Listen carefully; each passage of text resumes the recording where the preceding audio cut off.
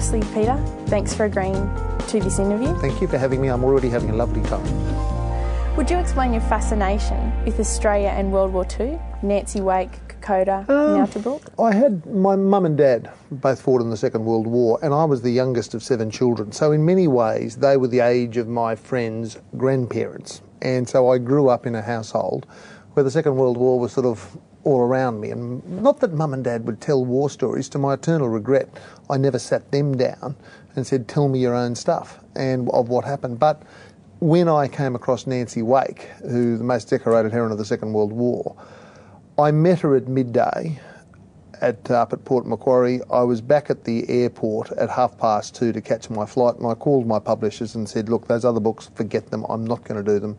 I'm going to do this, and I'll get you the manuscript in a year. And I did. And because the stories were so extraordinary, so fascinating, and I think I have a view that 95% of all military knowledge that we have in this country starts at dawn on April 25th, and by sundown she's gone. Why? Because the story of Gallipoli, we tell it every Anzac Day, we retell it, and we tell it to our kids, and they'll tell it to their kids, and it goes again and again and again and again, and we focus on that to the exclusion of just about everything else. And I think what that has meant from the perspective of the 21st century, Gallipoli, really well known. When I started doing Nancy Wake, a lot of that had been forgotten. Kokoda, personally, I knew 3/5 of just about nothing. I knew it was up in New Guinea, I knew the Japanese and the Australians, and there was a track and we did well, but that was about all I knew.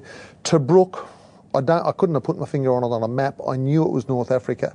I think Dad had talked about Tobruk a bit, but I'd forgotten, or not forgotten, I hadn't learnt all the other stuff. And yet when you get into it, the theme for me, I suppose, is the first time the Japanese land army was stopped in that Second World War, Australians did it in New Guinea. First time the Germans were ever turned around, land army in that Second World War, the Australians did it in the lead up to Tobruk, the first contact just before the Germans got to Tobruk. And so, I don't know, I got into it. I liked writing it.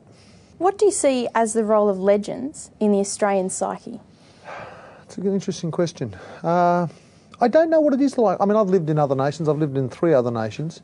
I suppose every nation has their legends, their heroes. Most Australian heroes are sports people, starting with Don Bradman, down through Steve Waugh, Dally Messenger, up there Kazali. We, I think, as a nation, if we want to take a deep bow on the international stage for one thing, it is we punch way above our weight in sport. So there's a tendency for international acclaim. We get a lot of international acclaim for sport. Therefore, those who bring us that acclaim, we have the inclination to say, you beauty, you know, by God, we ripped those Americans in that American Cup, didn't we, Bondi? And then when Bondi was in court not long ago, he couldn't remember anything about any corporate affairs, but by God, he still remembers the America's Cup.